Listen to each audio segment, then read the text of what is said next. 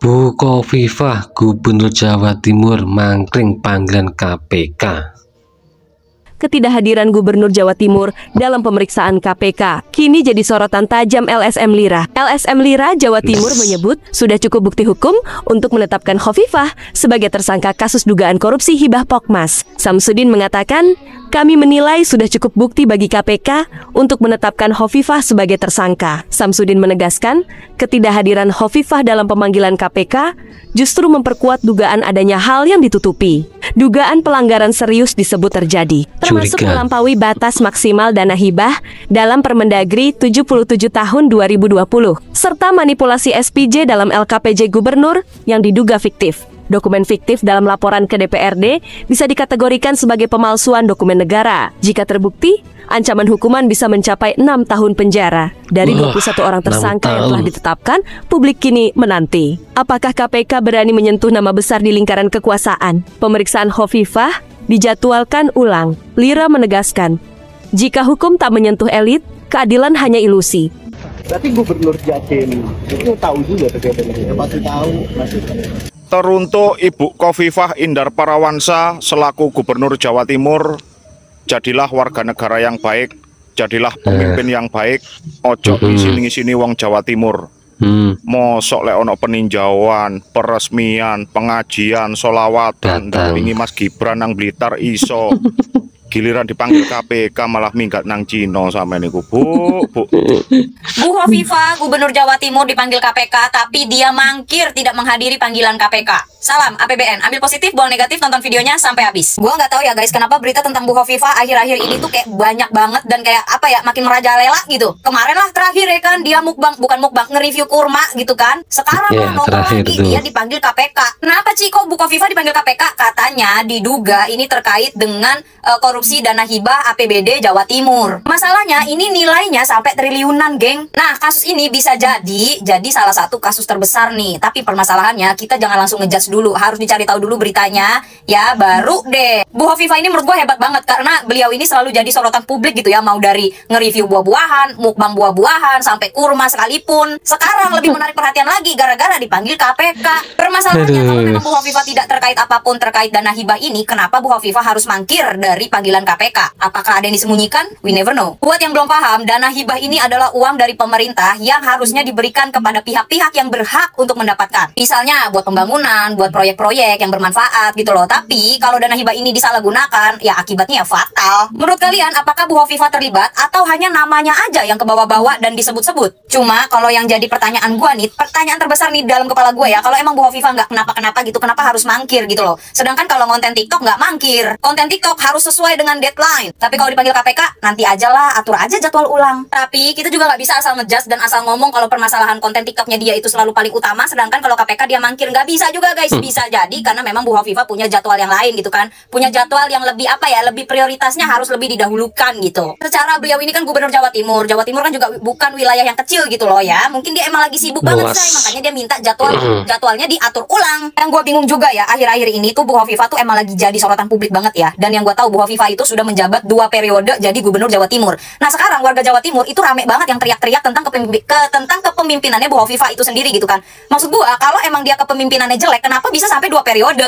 Ini yang milih Bu Khofifah nih gimana konsepnya? Apalagi ya guys, seperti yang kita tahu, dunia politik itu adalah dunia yang penuh kejutan. Apalagi buat kita, para rakyat-rakyat yang nggak punya orang dalam, yang nggak punya kekuatan apapun gitu ya. Politik itu emang berat gitu, say. Politik itu bisa jadi yang kita pikir benar, ternyata salah. Bisa juga yang kita pikir salah, ternyata malah itu yang benar. Sebenarnya pun berita terkait Bu Khofifah terlibat gitu ya, terlibat dalam kasus dana hibah ini tuh juga masih simpang siur gitu loh. Ya gue berharap sih kalau misalkan sekarang kan KPK udah lagi tahap penyidikan dan penyelidikan gitu ya. Jadi gue harap juga kalian-kalian sebagai netizen itu nggak asal mentah-mentah baca dari berita gitu loh, tapi kalian juga pantau terus gitu perkembangannya, perjalanannya gimana. Jadi jangan asal ngejudge doang aja. Kalau kalian memang tidak menyukai seorang pemimpin atau kalian tidak menyukai siapapun itu ya, nggak apa-apa kalau nggak suka. Tapi ya jangan sampai benar-benar mata kalian tuh ketutup gitu. Jangan mentang-mentang kalian nggak suka sama seseorang terus ya udah aja gitu. Nah buat kalian ya para anak-anak muda yang masa depannya, yang cita-citanya pengen jadi pejabat negara, pengen jadi pemimpin daerah, apapun itulah ya, jangan cuma jago konten aja, jangan cuma jago bikin TikTok aja, tapi juga belajar tentang akuntabilitas, tentang transparansi, gimana caranya untuk mensejahterakan rakyat. Karena kalau kalian udah jadi pemimpin suatu daerah, pemimpin negara gitu ya, udah jadi pejabat besar, ya diri kalian itu seutuhnya tuh untuk rakyat, udah bukan mikirin diri lo lagi. Konten di TikTok bisa diundur sayang, tapi rakyat nggak bisa diundur. TikTok bisa diundur, keadilan nggak bisa diundur. Khofifah mangkir panggilan KPK karena cuti hadiri wisuda putranya di Cina. Khofifah Indar Parawansa tidak hadir saat dijadwalkan diperiksa oleh KPK sebagai saksi dalam kasus dugaan korupsi dana hibah Pokmas APBD Jatim 2021 hingga 2022. Ia sedang mengambil cuti setelah mendapat izin dari Kemendagri untuk menghadiri wisuda putranya yang berada di Universitas Peking, Beijing, dan akan berada di sana hingga pekan akhir. Selama cuti, Wagub Emil ditunjuk sebagai PLT Gubernur Jatim. Juru bicara KPK menyatakan bahwa Khofifah telah meminta jadwal ulang pemeriksaan dan pihaknya akan menjadwalkannya kembali. Minta jadwal ulang. Di Opini Aji. Opini Aji akan membahas berita tersebut. Tak penuhi panggilan KPK, Khofifah hadiri wisuda anak di Cina. Ini adalah kasus dana hibah di Pemprov Jatim. Wis talah rek, kon gak percaya ambek video-video ku saurunge, ya. Bu Sri Mulyani waktu lalu, tahun lalu 2024 kalau saya nggak salah 2024 antara 2024 ya. Itu sudah pernah bilang bahwa ada dana beku yang belum dicairkan oleh Pemprov Jatim oleh Khofifah. Logika sekda itu kena, ya, sekda, sekretaris daerah. Kalau sekda kena, otomatis patut diduga beliau kena, karena yang mengeluarkan kebijakan tentunya atas persetujuan beliau. Kantor gubernur sudah diobrak-abrik, bukan diobrak-abrik sih, digeledah sama KPK. Terus ada dugaan-dugaan dan sebagainya. Tapi sampai sekarang ada kasus itu berjalan, ada kasus itu berkelanjutan. Hah? Ayo, ya apa kira? Ya, kasihan warga Jawa Timur. Ya, KB gubernur itu wis pro dengan rakyatnya, wis membuat kebijakan dengan rakyatnya. Tapi Gubernur Jawa Timur ada kebijakan yang langsung ke rakyat. Oke, sekian Opini Aji. KPK gagal memeriksa Khofifah Indar Parawansa.